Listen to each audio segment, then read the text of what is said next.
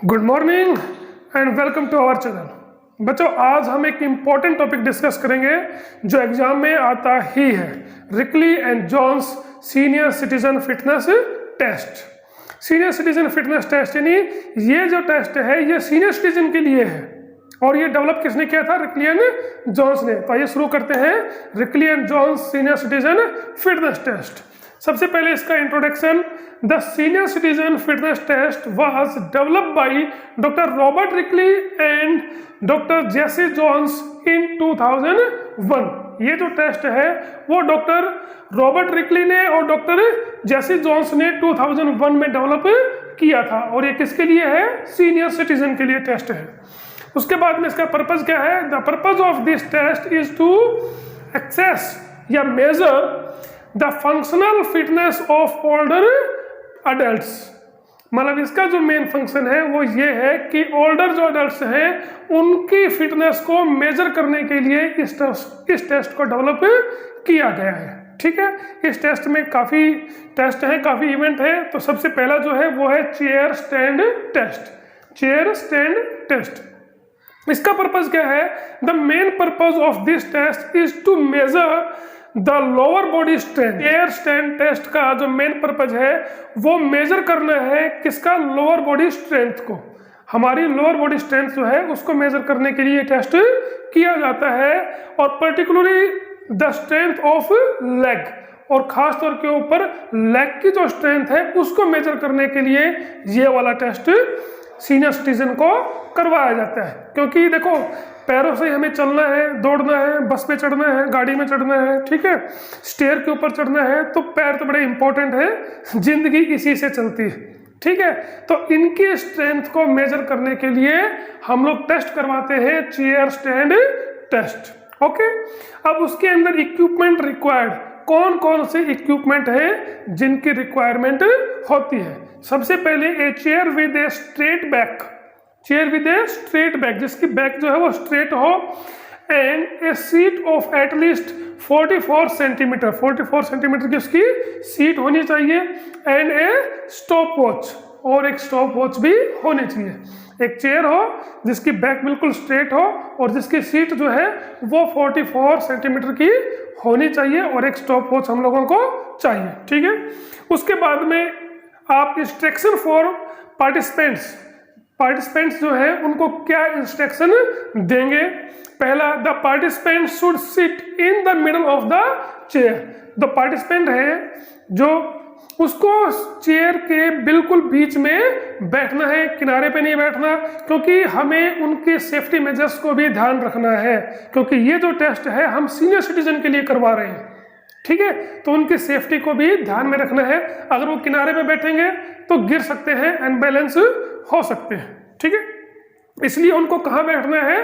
Chair के बिल्कुल middle के अंदर उनको बैठना है। ठीक है, उसके बाद में उनके जो पैर हैं वो बिल्कुल फ्लैट होने चाहिए। उनके पैरों के बीच का जो फासला है वो आपके शोल्डर जो विड्थ है उसके बराबर आपकी पैर जो है वो होने चाहिए। ठीक है, सेकंड। थर्ड जो है, he should keep his hand on the opposite shoulder cross at his wrist. Senior citizen को जिनका टेस्ट हो रहा है उनको अपने हाथों को क्रॉस करके और शोल्डर के ऊपर इस प्रकार से रखने हैं। क्लियर? उसके बाद में his back should be erect, उसकी बैक जो है वो उसे टच होनी चाहिए, बिल्कुल स्ट्रेट होनी चाहिए।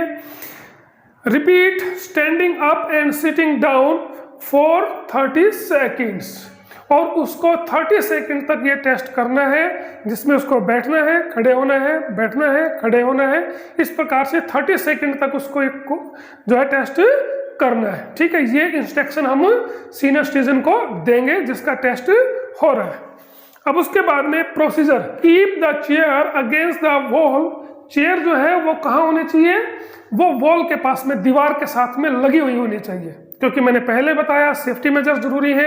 अगर वो दीवार के साथ नहीं होगी तो वो अनबैलेंस हो सकती है, तो दीवार के साथ में चेयर को रखना है। ठीक है, his feet should be shoulder width apart and flat on the floor. जैसे मैंने पहले बताया, बैक स्ट्रेट होनी चाहिए और पैर जो है वो पैरों के बीच का फासला उसके शोल्डर हाइट, शोल्डर विड्थ के बराबर होना चाहिए। कुल मिलाकर के आपको जो इंस्ट्रक्शन आपने दिए हैं वही आप लोग इसी प्रोसीजर के अंदर लिख सकते हो। He should keep his hand on the opposite shoulder cross at the wrist, यानी उसको अपने दोनों शोल्डर को क्रॉस करके अपने हाथों को रखना है। His back should be erect, उसकी बैक जो है वो चेयर से इरेक्ट होनी चाहिए। Repeat standing up and sitting down for 30 seconds, और उसको 30 सेकेंड तक रिपीट करना है, खड़े होना है और बैठना है। के बाद में उसका स्कोर क्या होगा, तो आपको स्कोरिंग भी इसके अंदर लिखनी है। The score is the total number of completed chair stand during the given 30 seconds, यानी जो 30 सेकेंड उसको दिए गए हैं उस 30 सेकेंड के अंदर वो कितनी बार खड़ा होता है प्रॉपरली। ठीक है, उसको बिल्कुल सीधे बैठना है, खड़े होना है, बैठना है और खड़े होना है, तो उसको काउंट करना है आप लोगों को कि वो कितनी बार खड़ा हुआ है स्टैंडिंग पोजीशन के अंदर, कितने उसने कंप्लीट किया है, तो इसमें उसका स्कोर आ जाएगा। और टेबल के अंदर हम देखेंगे कि इसके अंदर मैन, वीमेन और दूसरा एज के अकॉर्डिंग इनके स्कोर चार्ट बना हुआ है, तो हम उससे पता लगा लेंगे कि उसकी लेग की स्ट्रेंथ कैसी है। ठीक है, तो बच्चों सेकंड है आर्म कर्ल टेस्ट। ये टेस्ट जो है ये किसके लिए करवाया जाता है, तो सबसे पहले इसका हम लोग पर्पज लिखेंगे।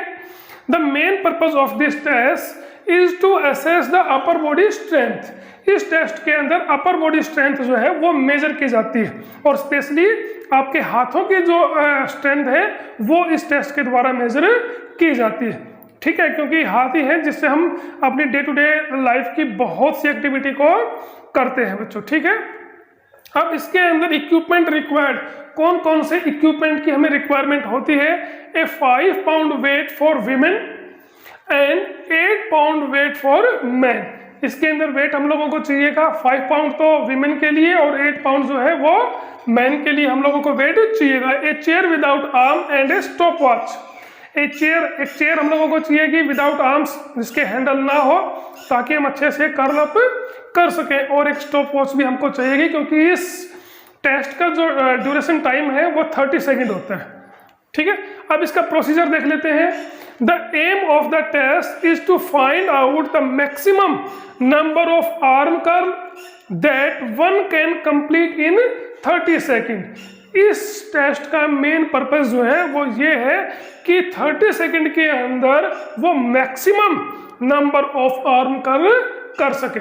सिटीजन को चेयर पे बिठा देते हैं, ठीक है, उसकी बैक जो है वो पीछे टच होनी चाहिए और जो चेयर है वो भी दीवार से लगी हुई होनी चाहिए। ठीक है, आपकी रिस्ट ऊपर आपकी बॉडी की तरफ होनी चाहिए, नीचे नहीं होनी चाहिए। ठीक है, और आपको पूरा कंप्लीटली अप डाउन इस प्रकार से इस टेस्ट के अंदर को करना है, और आपको 30 सेकंड दिए जाएंगे, 30 सेकंड आपको दिए जाएंगे, और उस 30 सेकंड में आप कितना कर्ल अप कर पाते हैं। ठीक है, अब इसमें यही स्कोर भी होगा, स्कोरिंग आपको लिखनी है। The score is the total number of arm curl performed with in the given 30 second duration. ठीक है, दिए हुए 30 सेकेंड के अंदर आप कितने कर्ल अप कर पाते हो, वही आपका स्कोर होगा। और वो जो टेबल एक दी हुई होती है जिसमें आपको जितना आपका स्कोर होता है उसी से आपका पता लगता है कि आप एवरेज हो, बिलो एवरेज हो, और उसमें मेंस की अलग है और वीमेन की अलग होती है। बच्चों थर्ड टेस्ट है chair sit and reach test. तो सबसे पहले इसका पर्पज लिखेंगे। पर्पज है to assess the lower body flexibility. इस टेस्ट के द्वारा हम लोअर बॉडी फ्लेक्सिबिलिटी जो है वो मेजर करते हैं, और इसमें कौन कौन से इक्विपमेंट की जरूरत होगी। ए ruler, a chair with straight back of 44 centimetre high, यानी एक चेयर जो है वो 44 सेंटीमीटर हाइट की हमको चाहिएगी। ठीक है, एक रूलर, एक स्केल, ताकि हम डिस्टेंस को मेजर कर सकें। अब इसका प्रोसीजर लिख लेते हैं। The participant sit on the edge of the chair. यहाँ पे पार्टिसिपेंट को एज ऑफ द चेयर, ठीक है, चेयर के किनारे के ऊपर बैठना है। One foot should remain flat on the floor. एक पैर जो है वो फ्लैट होना चाहिए फ्लोर के ऊपर। वाइल द अदर लेग, दूसरा leg should be extended forward with the knee in straight position, और दूसरा जो पैर है वो बिल्कुल सीधा होना चाहिए स्ट्रेट पोजीशन के अंदर। Okay, clear? heel should be on the floor and ankle should be bent at 90 degree. ठीक है, आपकी heel जो है वो फ्लोर से टच होनी चाहिए और एंकल जो है वो 90 डिग्री के ऊपर होना चाहिए। ठीक है, उसके बाद में आपको करना क्या है, दोनों हाथों को मिलाना है और ये जो मिडल फिंगर है इससे आप अपने पैर को टच करना है, आपके टोज को टच करने की कोशिश करनी है। तो जितना गैप आपके हाथ में और पैरों के बीच में रह जाता है वो मेजर किया जाता है, या फिर आप उसको क्रॉस कर देते हो तो वो भी मेजर किया जाता है। यानी नेगेटिव मार्किंग भी है और पॉजिटिव मार्किंग भी है, और ये फिर हम टेबल के अंदर देखते हैं। ठीक है, तो बच्चों सीनियर सिटीजन फिटनेस टेस्ट के 6 टेस्ट हैं, जिसमें से 3 आज हमने करवा दिए हैं, और इन्हीं 3 टेस्टों पर आधारित कुछ MCQ क्वेश्चंस जो है वो देख लेते हैं, क्योंकि फर्स्ट टर्म एग्जाम में MCQ क्वेश्चंस आएंगे। फर्स्ट क्वेश्चन है, who developed Fullerton functional test for senior citizen. मतलब फुलरटन, देखो यहाँ पे नाम उसने चेंज कर दिया है, एक्चुअली फुलरटन फंक्शनल टेस्ट जो है ये सीनियर सिटीजन फिटनेस टेस्ट ही है। ठीक है, ऑप्शन दे रखा है बर्वा and others, Johnson and Johnsons, Rikli and Johnsons, और फोर्थ है रिकी एंड जॉन्स। तो रिकली एंड जॉन्स जो है वो फोर्थ, वो इसका सही आंसर है। Second question, sit and reach test is conduct for, किसके के लिए ये कंडक्ट किया जाता है? आपको पता ही है, सिट एंड रिच जो है वो फ्लेक्सिबिलिटी के लिए कंडक्ट करवाया जाता है। Third question, senior citizen fitness test was developed at, senior citizen fitness test develop हुआ था कहाँ पर? फुलरटन यूनिवर्सिटी में, कैम्ब्रिज यूनिवर्सिटी में, कोलंबिया यूनिवर्सिटी में, ऑक्सफोर्ड यूनिवर्सिटी के अंदर। तो ये हुआ था फुलरटन यूनिवर्सिटी के अंदर। Fourth question, in which year senior citizen fitness test was develop, किस साल के अंदर, किस ईयर के अंदर senior citizen fitness test develop हुआ था? तो बच्चों आपको पता ही है 2001 में। फिफ्थ क्वेश्चन है, chair stand test is used for measuring the, chair stand test जो है वो किसको मेजर करने के लिए यूज होता है बच्चों? ऑप्शन, लोअर बॉडी स्ट्रेंथ, अपर बॉडी स्ट्रेंथ, एरोबिक फिटनेस और एनएरोबिक फिटनेस। तो आपको पता ही है चेयर स्टैंड किसके लिए? लोअर बॉडी स्ट्रेंथ के लिए। Question number 6, the weight of dumbbells in arm curl test for man is, arm curl test के अंदर डंबल का वेट मैन के लिए कितना होता है? पता है आपको? 8 पाउंड होता है। देखो यहाँ पे मैन के लिए पूछा है तो 8 पाउंड, अगर वीमेन के लिए पूछता तो 5 पाउंड इसका आंसर होता बच्चों। ये थे कुछ MCQ क्वेश्चंस, हो सकता है कि एग्जाम में आ जाए बच्चों। अगर ये वीडियो आपको पसंद आए तो लाइक और शेयर करना मत भूलिएगा। Thank you.